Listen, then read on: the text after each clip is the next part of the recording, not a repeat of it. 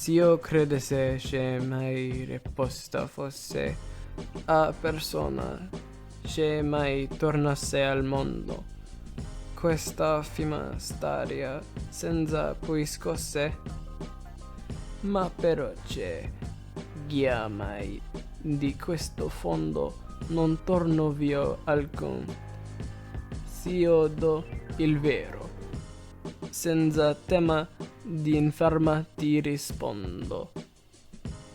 Let us go then, you and I, when the evening is spread out against the sky like a patient etherized upon a table. Let us go through certain half-deserted streets, the muttering retreats of restless nights in one-night cheap hotels and sawdust restaurants with oyster shells. Streets that flow like a tedious argument of insidious intent, to lead you to an overwhelming question. Oh, do not ask, what is it? Let us go and make our visit. In the room the women come and go, talking of Michelangelo. The yellow fog that runs its back along the window panes. The yellow smoke that rubs its muzzle on the window panes. Licked its tongue into the corners of the evening. Lingered upon the pools that stand in drains. And let fall upon its back the soot that falls from chimneys. Slipped by the terrace, made a sudden leap, and seeing that it was a soft October night, curled once about the house and fell asleep. And indeed, there will be time for the yellow smoke that slides along the street, rubbing its back upon the window panes. There will be time to prepare a face, to meet the faces that you meet. There will be time to murder and create, and time for all the works and days of hands that lift and drop a question on your plate.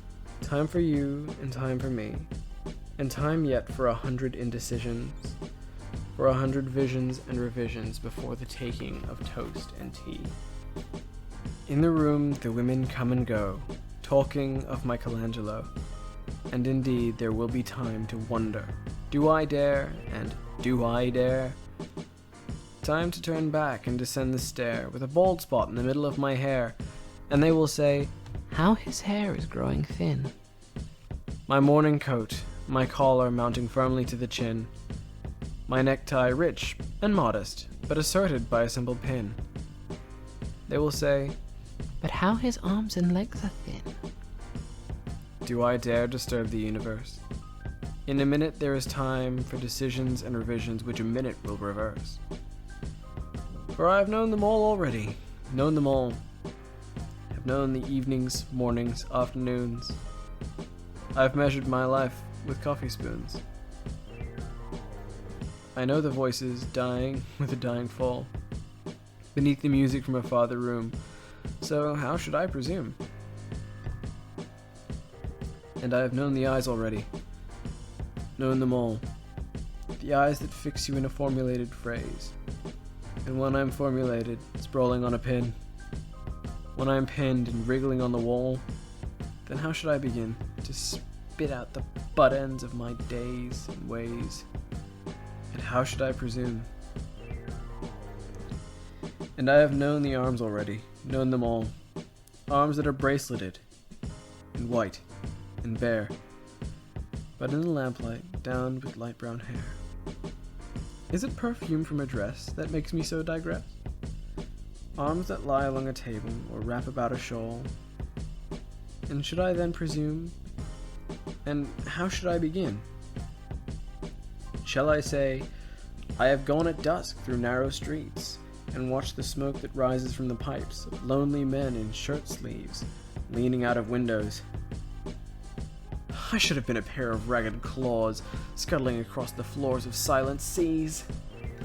And the afternoon, the evening, sleeps so peacefully, smoothed by long fingers, asleep, tired, or it malingers, stretched out on the floor, here beside you and me.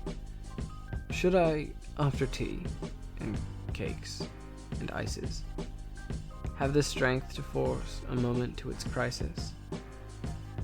But though I have wept and fasted, wept and prayed, though I have seen my head grown slightly bald and brought in upon a platter, I am no prophet, and here's no great matter. For I've seen the moment of my greatness flicker. I've seen the eternal footman hold my coat and snicker. And in short, I was afraid. And would it have been worth it after all? After the cups, the marmalade, the tea, among the porcelain, among some talk of you and me, would it have been worthwhile to have bitten off the matter with a smile, to have squeezed the universe into a bowl, to roll it towards some overwhelming question, to say, I am Lazarus, come from the dead, come back to tell you all, I shall tell you all, if one setting a pillow by her head should say, that is not what I meant at all, that is not it at all. And would it have been worth it after all? Would it have been worthwhile after the sunsets and the dooryards and the sprinkled streets, after the novels and after the teacups, after the skirts that trail along the floor, and this and so much more? It is impossible to say just what I mean, but as if a magic lantern threw the nerves and patterns upon a screen, would it have been worthwhile if one, settling a pillow or throwing off a shawl, and turning toward the window should say, that is not it at all, that is not what I meant at all? No, I am not Prince Hamlet, nor was meant to be. I am an attendant lord, one that will do, to swell up progress, to start a scene or two, advise the prince, no doubt an easy tool. Differential, glad to be of use. Politic, cautious, and meticulous. Full of high sentence, but a bit obtuse. At times, indeed, almost ridiculous. Almost at times, the fool. I grow old, I grow old. I shall wear the bottoms of my trousers rolled. Shall I part my hair behind? Do I dare to eat a peach? I shall wear white flannel trousers and walk upon the beach. I have heard the mermaids singing, each to each. I do not think that they will sing to me.